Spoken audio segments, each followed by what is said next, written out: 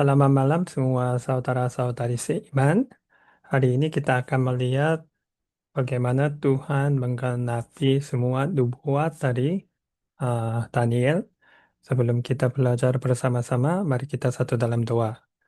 Terima kasih Tuhan karena Tuhan memberi kesempatan kepada kami untuk menerapkan firman Tuhan khusus untuk 70 minggu nubuat Daniel. Kami minta bantuan Roh Kudus karena yang nubuat-nubuat ini memang susah mengerti, tetapi pasti Tuhan akan menolong kami sehingga kami bisa memahami tujuan dan kehendak Tuhan dalam nubuat ini. Kami berdoa dalam nama Yesus Kristus. Amin. Saya sangat senang karena bisa bertemu dengan kalian walaupun ini dari video. Hari ini kita akan melihat nubuat 70 minggu Daniel. Kalian mungkin Saya percaya bahwa kalian sudah ikut semua silabus dan kalian sedikit menganggap bahwa mungkin ini semuanya terjadi sesuai dengan rencana Tuhan atau rancangan Tuhan. Hari ini kita akan melihat yang pertama, waktu penggenapan 69 minggu dan kematian Kristus setelah 69 minggu dan tahun penyaliban Yesus Kristus dan penghancuran kota Yerusalem dan Bait Suci dan minggu ke-70 terakhir. Kemungkinan besar waktu kalian melihat, bagaimana kita bisa mengerti semua ini? Memang susah. Ya, mungkin ada matematika dan kita akan melihat semua bahkan uh, waktunya dari Daniel sampai uh, Yesus disalibkan dan akhir zaman. Tetapi buku ini sangat bagus karena waktu kalian membaca memang susah mengerti, tetapi kalau kalian mengikuti pelajaran ini dan baca lagi, kalian mungkin bisa lebih paham karena yang ini penting sekali. Mengapa? Karena ini membuktikan bahwa hal yang ini, Tuhan adalah penguasa secara dunia. Mungkin kalau kalian mempunyai latar belakang agama Kristen, kalian sudah sedikit mengerti ayat ini. Tetapi kadang-kadang sebagai orang Kristen, kita tidak merasa Tuhan sungguh-sungguh penguasa secara dunia. Tapi mereka hanya berpikir Tuhan adalah penolong mereka. Waktu mereka perlu sesuatu, mereka minta. Dan mereka dapat. Tidak. Kita menyembah Tuhan yang Maha Kuasa. Oleh sebab itu kita seharusnya mengerti dan belajar tentang Tuhan. Apa itu firman Tuhan menjelaskan tentang karakter Tuhan? Kalau kita melihat Wahyu pasal 1 ayat 8 berbunyi begini. Aku adalah Alfa dan Omega. Firman Tuhan Allah yang ada dan yang sudah ada dan yang akan datang. Yang Maha Kuasa. Ini Alfa adalah huruf pertama dalam ajaran Yunani. Kalau begitu Omega. Omega adalah huruf terakhir dalam ajaran Yunani. Jadi berarti secara makna leksikal, ungkapan alfa dan omega berarti awal dan akhir. Dan memang kita akan melihat bahkan waktunya, ini bilang yang sudah ada, apa artinya? Itu yang masa lalu. Dan yang ada sekarang. Dan yang akan datang, itu masa depan. Jadi siapa yang sekarang menguasai semua waktu? Ya, Tuhan. Tuhan adalah penguasa sejarah dunia. Memang ini sangat menarik karena bukan hanya Wahyu pasal 1 berbunyi begini, tetapi pasal yang terakhir Wahyu, pasal 22, Rasul Yohanes, dia menulis sekali lagi, hampir mirip. Aku adalah Alfa dan Omega, yang pertama, yang terkemudian, yang awal, dan yang akhir. Mungkin hari ini setelah kalian mengikuti semua pelajaran dan membaca buku ini, kalian, saya harap kalian bisa merasa, ya, betul. kalian akan mengakui bahwa Tuhan, kamu adalah penguasa sejarah dunia yang maha kuasa. Dan kelas hari ini, kalau ada yang muncul sebagian yang buku, saya minta kalian berhenti video dan membaca itu. Mengapa saya membawa skripsi dari buku? Karena penjelasan tentang hal ini yang bagus sudah tertulis di dalam buku. Jadi saya tidak mau menjelaskan lagi, membuat kalian lebih bingung. Jadi kita akan mengikuti buku. Dan yang terakhir, kalian akan mengadakan grup diskusi dengan beberapa pertanyaan. Yang pertama, kapan Yesus Kristus menggenapi nubuat Daniel? Apakah Yesus Kristus dia tiba-tiba datang ke dunia? Sungguh-sungguh tidak. Waktu kita melihat sejarah dunia, khusus itu bangsa Israel dan dengan nubuat Daniel, semua waktu yang itu sempurna, ya. Karena sebelum Mesias datang, Tuhan sudah memberitahukan kepada bukan hanya bangsa Israel, tetapi semua bangsa dan buka bumi, kapan Yesus Kristus akan datang, yang berartinya dia datang waktunya tepat. Jadi, ini buku 120 saya ambil, kalian berhenti dan membaca.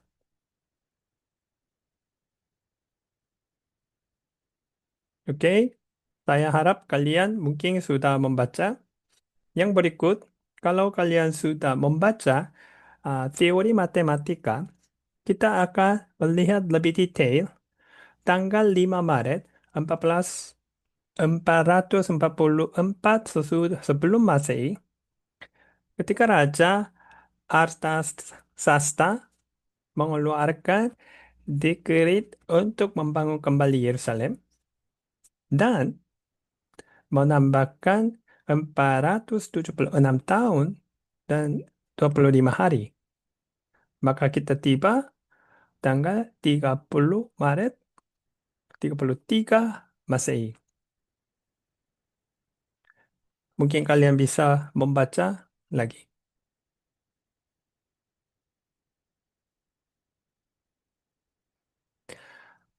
Jadi kita bisa melihat gambaran ini sebelum 476 tahun 25 hari Tuhan sudah memberitahukan apa yang itu akan terjadi ke depan melalui Daniel dan apakah yang ini sungguh-sungguh terjadi atau tidak? Sungguh-sungguh terjadi. Waktunya tepat, ya.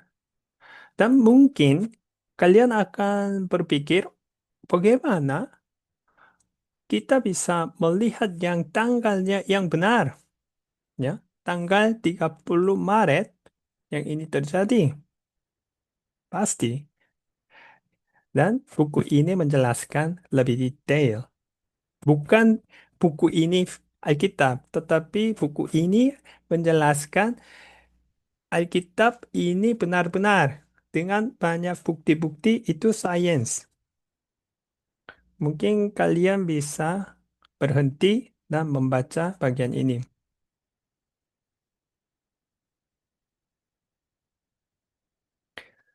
Jadi kita bisa melihat saat Yesus memasuki Yerusalem untuk disalibkan, orang-orang meletakkan pakaian mereka di jalan dan melambaikan daun palem sambil berseru, "Berkala Raja yang datang dalam nama Tuhan, ini Mesias." Saat waktunya datang, manusia, mereka tidak tahu mengapa Yesus Kristus masuk ke Yerusalem waktu itu. Tetapi kita bisa melihat kematian Kristus Yesus dan tahunnya kapan Yesus disalibkan. Saya minta kalian berhenti video dan membaca bagian ini. Kalau kalian sudah membaca yang ini, kalian mungkin berpikir, oh, apakah yang ini sungguh-sungguh terjadi atau tidak? Tapi kalian bisa melihat langkah demi langkah, ini semuanya seharusnya terjadi. Jadi berhenti dan kalian membaca. Yang pertama, Kristus akan muncul sebagai raja. Penampilan pertama Kristus di bumi. Yang terjadi, Kristus akan disingkirkan atau dibunuh. Kematian Kristus. Dan yang ketiga, kota dan tempat kudus akan dihancurkan. Dan kota dan tempat kudus akan mengalami kehancuran total akibat peperangan. Langkah demi langkah ini terjadi, tetapi ada bagannya waktu. Ya, itu bukan terjadi tiba-tiba, kebetulan. Semuanya terjadi sesuai dengan rancangan Tuhan dan semua rancangan ini sudah diberitahukan kepada bangsa Israel dan semua bangsa melalui Daniel. Sudah ada nubuat. Karena Tuhan sebagai pengusaha sejarah dunia, Tuhan sudah tahu apa yang itu akan terjadi. Oleh sebab itu, Tuhan memberitahukan kepada semua manusia sebelum itu terjadi. Jadi saat nubuat itu digenapi dan manusia akan melihat Tuhan sungguh-sungguh ada. Tuhan sungguh-sungguh menguasai waktunya. Dan kalian akan membaca bagian ini dan video berhenti. Jadi dalam konteks ini, kita bisa melihat hal ini karena orang-orang Yerusalem benar-benar menyaksikan matahari menjadi gelap dan bulan berubah menjadi seperti darah ketika Yesus disalibkan. Jadi mungkin kalian, oh, mungkin uh, ini hanya seperti cerita atau dongeng? Tidak, ya. Secara bukti sains, ini sungguh-sungguh terjadi. Jadi kita melihat bahwa inilah yang bulan yang berubah menjadi merah seperti darah saat gerhana bulan.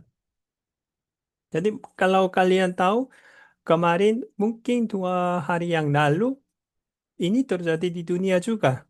Ya, bulan seperti merah. Dan kalau kalian masuk ke internet, ini bukan hanya dari buku ini, tetapi kalau kalian ada yang link dan nanti Pak Upi akan kirim kepada kalian, kalian kalau masuk ke link ini, kalian bisa lihat kalendernya, lunar eclipse, tanggal tahun berapa?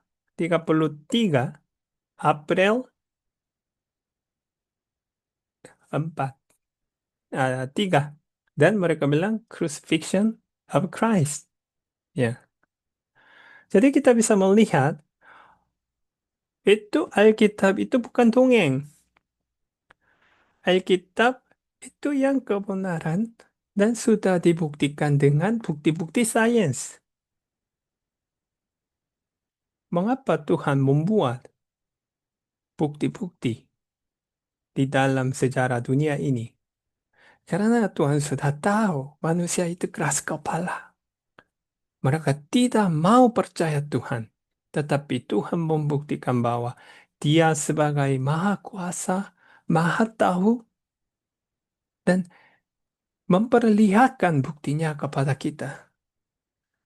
Apa artinya ini? Siapa yang kita percaya? Tuhan yang Maha Kuasa. Dan ini juga terbukti dengan ini. Jadi kalian bisa membaca konteks ini.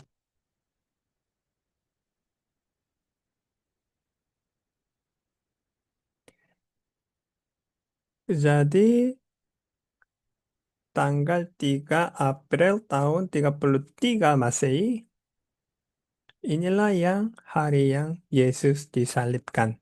Dan ada beberapa bukti-bukti sains itu menyatakan semuanya yang kejadian ini benar. Betul?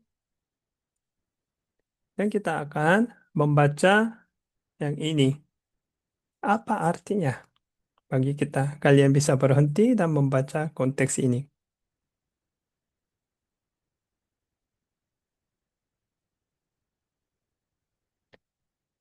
Jadi, kita bisa melihat pada minggu ke-16, 9, Daniel, dia bernubuat 70 minggu. Dan sekarang ke-69.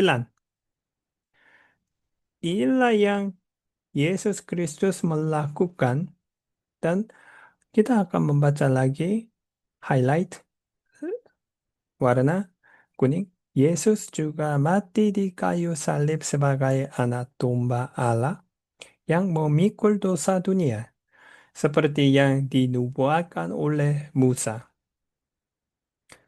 Setiap orang yang percaya kepada Yesus akan menerima pengampunan dosa dan dibebaskan dari dosa. Mengapa Tuhan menggenapi semua nubuat? Bukan dia hanya membuktikan Tuhan ada di dunia, tetapi dia mau memberitahukan bahwa tidak ada jalan lagi kecuali Yesus Kristus disalibkan untuk mengampuni dosa kita semua. Jadi bukan hanya melihat bukti-bukti sains, kita harus membaca hati Tuhan bagi kita semua secara pribadi. Walaupun kalian sudah mendengar dan melihat bukti-bukti, tetapi kalian sengaja mengabaikan ini dan bilang, "Oh, mohon maaf Tuhan, ini tidak cukup. Kami sebagai orang berdosa, kita seharusnya membuat sesuatu yang baik untuk mencuci dosa kita."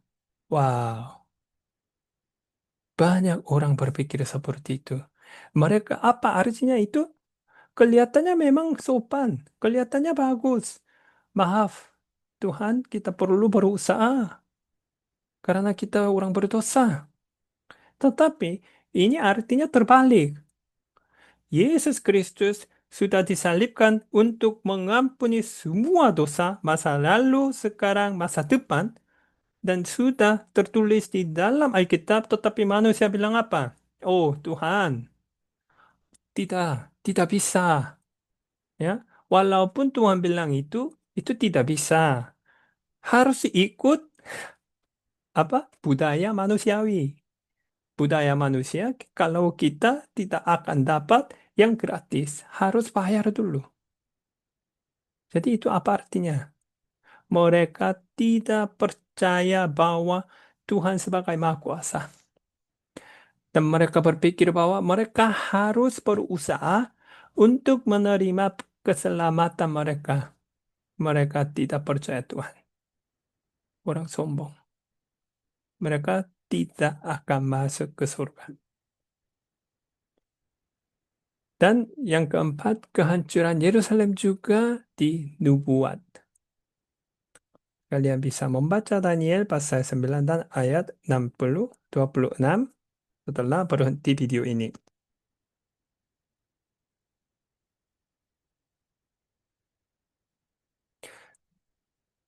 Dan membaca yang ini lagi,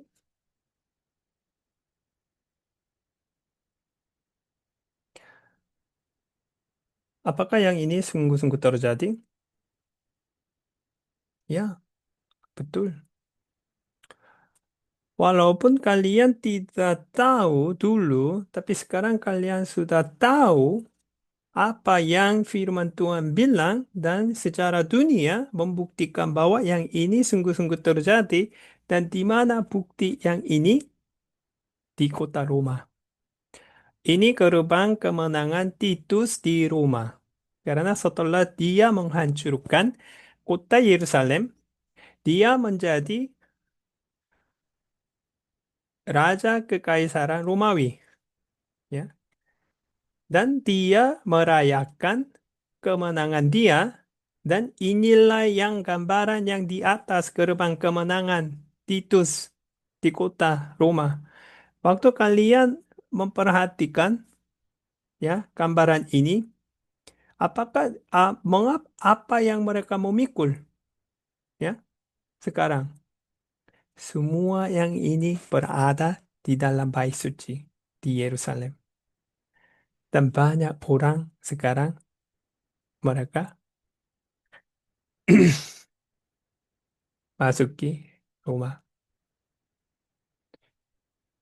Jadi kita harus melihat semua nubuat di dalam Alkitab digenapi sesuai dengan rencana Tuhan dan waktunya. Dan kita akan melihat ini kesimpulan. Jadi tanggal yang ini dan setelah 69 minggu kemudian Yesus masuk ke dalam Yerusalem dan Yesus Kristus disalibkan dan setelah itu penghancuran bait suci itu terjadi. Jadi berapa minggu yang masih tinggal? 1 minggu. Tetapi ini 1 minggu belum dimulai karena saat bangsa Israel mereka menolak Yesus Kristus sebagai Mesias, ini berhenti dan waktu periode gereja itu dimulai. Jadi sekarang ini periode gereja. Dan mungkin bisa kalian membaca yang ini.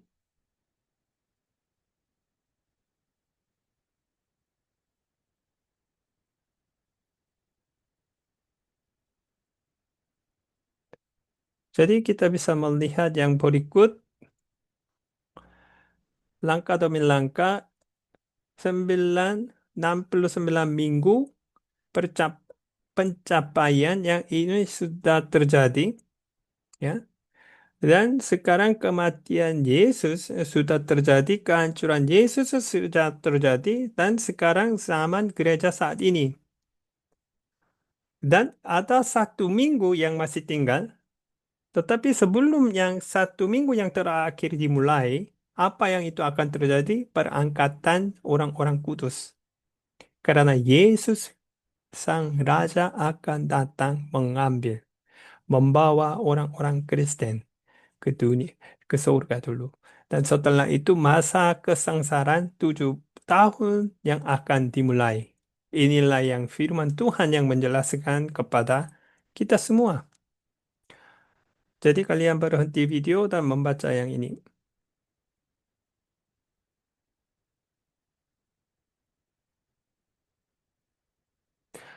Dan bukan hanya Rasul Paulus menjelaskan tentang hal itu, tetapi Rasul Paulus lebih jelas menjelaskan apa yang akan itu terjadi saat Yesus Sang Raja kembali dan inilah yang akan terjadi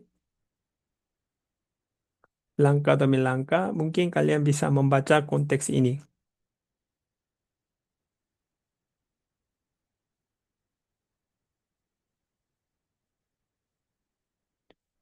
Jadi kalian bisa melihat yang pertama apa yang itu terjadi? Ya, Yesus akan datang dari surga ke udara untuk gereja. Dan Kristus akan datang kembali dari udara ke bumi bersama dengan gereja untuk apa? Untuk menghakimi ya dunia ini. Jadi masih ada waktu.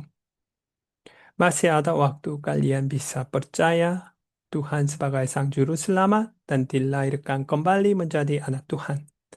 Tetapi kalau kalian mengabaikan firman Tuhan, penebusan dosa Yesus Kristus, dan tidak ada jalan lagi. Jadi dalam grup diskusi, kalian bisa berdiskusi hal ini. Yang pertama, sebutkan apa yang Anda belajar yang baru dari kelas hari ini. Yang kedua, bagaimana Tuhan membuktikan bahwa Dia adalah penguasa sejarah dunia. Yang ketiga, apa arti dari Allah sebagai pengusaha sejarah bagi hidup? kita secara pribadi. Untuk dosa siapa Yesus mati? Apakah kamu percaya itu? Dan jika Anda meninggal sekarang, apakah Anda masuk surga? Atau kalian tidak yakin? Jadi hari ini mungkin kalian bisa berpikir, ya, dan menikmatilah grup diskusi. Dan terima kasih semua kelas hari Rabu. Saya mendorong kalian sebelum kalian masuk ke kelas hari Rabu, kalian seharusnya membaca sebagian yang sudah ditentukan oleh silabus. Oleh sebab itu kalian bisa lebih memahami dan mengerti, ya. Tetapi kalau kalian tidak membaca buku itu hanya kalian ya. Jangan menghabiskan waktu emas bagi kalian. Dan semoga kalian bisa sangat menikmati grup diskusi dan melihat bahwa Tuhan adalah penguasa secara dunia dan Dia mengasihi kita semua masing-masing. Terima kasih. Mari kita mengadakan grup diskusi.